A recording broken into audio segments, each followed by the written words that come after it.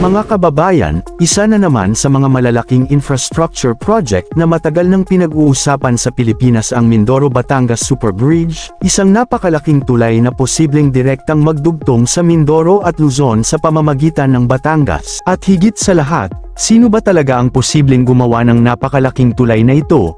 Ngayong 2026, alamin natin ang latest na status ng Mindoro-Batangas Super Bridge. At bago natin ituloy, kung ikaw ay bago pa lang sa aking YouTube channel ay huwag kalimutan mag-subscribe at i-click na rin ang bell icon para lagi kang updated sa mga bago kong upload video. Ang proposed Mindoro-Batangas Super Bridge ay isang humigit kumulang 15 kilometrong bridge project na magkokonekta sa mainland Luzon at Mindoro. Ang proposed route ay magsisimula sa Barangay Ilijan sa Batangas City, dadaan sa Verde Island, at magtatapos sa Barangay Sinandigan sa Puerto Galera, Oriental Mindoro. Ibig sabihin, kapag natuloy, hindi na kailangang umasa ng lubusan sa mga barko para sa direktang pagbiyahe ng mga tao, produkto at iba pang cargo sa pagitan ng Mindoro at Batangas. At napakalaki ng magiging epekto nito sa transportasyon at ekonomiya ng Mindoro. Ang Mindoro ay malaking agricultural producer. May mga produkto tulad ng gulay, prutas at iba pang agricultural goods na kailangang dalhin papunta sa mas malalaking market sa Luzon. Sa kasalukuyang sistema, malaking bahagi ng connectivity ay nakadepende sa sea transport. Kung magkakaroon ng permanent land connection papuntang Luzon, maaaring maging mas mabilis at predictable ang transportasyon ng mga produkto at pasahero. Posible rin itong magdala ng bagong investments, trabaho, tourism opportunities at development sa Oriental at Occidental Mindoro at iba pang bahagi ng Mimaropa. Dito nagiging interesting ang kwento. Ang Mindoro-Batangas Bridge ay hindi bagong proposal, matagal na itong pinag-uusapan ng gobyerno at iba't ibang proponents. Sa mga nakaraang administrasyon, isinama na ito sa mga listahan ng Proposed Priority Infrastructure at PPP projects. Noong mga nakaraang taon, nagkaroon pa ng mga projection kung kailan maaaring simulan ang construction, pero lumipas ang mga taon at hindi pa rin ito naging actual construction. Pero may isang malaking pangalan na talagang dapat nating bantayan. Ito ay ang San Miguel Corporation, o SMC. Noong 2023, mismong SMC ang nag-anunsyo na nakikipag-usap ito sa Oriental Mindoro Government tungkol sa pagtatayo ng 15 kilometrong Mindoro-Batangas Super Bridge. At hindi lamang simpleng interest ang ipinakita ng kumpanya. Sinabi ng SMC na nagsimula itong magdala ng global experts, kabilang ang isang European architectural and engineering firm, para magsagawa ng technical feasibility study.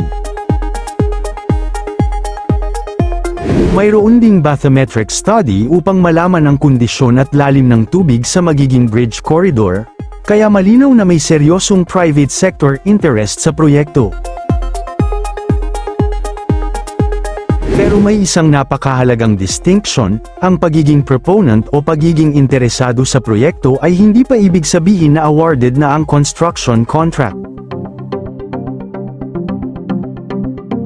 Sa ngayon, wala tayong nakitang official announcement na nagsasabing awarded na sa SMC ang construction ng buong Mindoro-Batangas Super Bridge. Sa latest information na available, walang official cancellation announcement.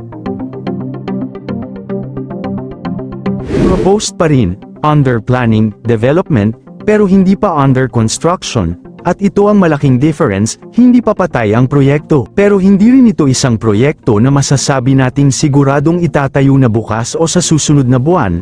Kailangan pa nitong dumaan sa iba't ibang technical, environmental, financial at government processes.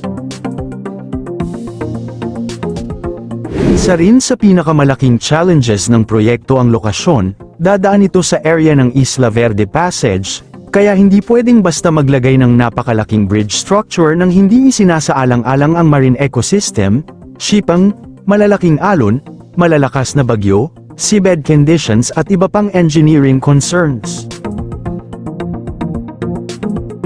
Ito rin ang dahilan kung bakit mahalaga ang feasibility study bago tuluyang magdesisyon kung anong eksaktong design ang gagamitin.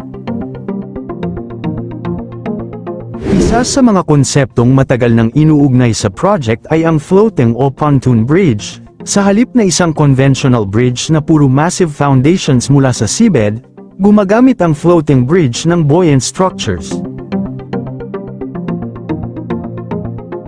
Pero dahil 15 kilometers ang haba at exposed ito sa open sea, napakalaking engineering challenge nito.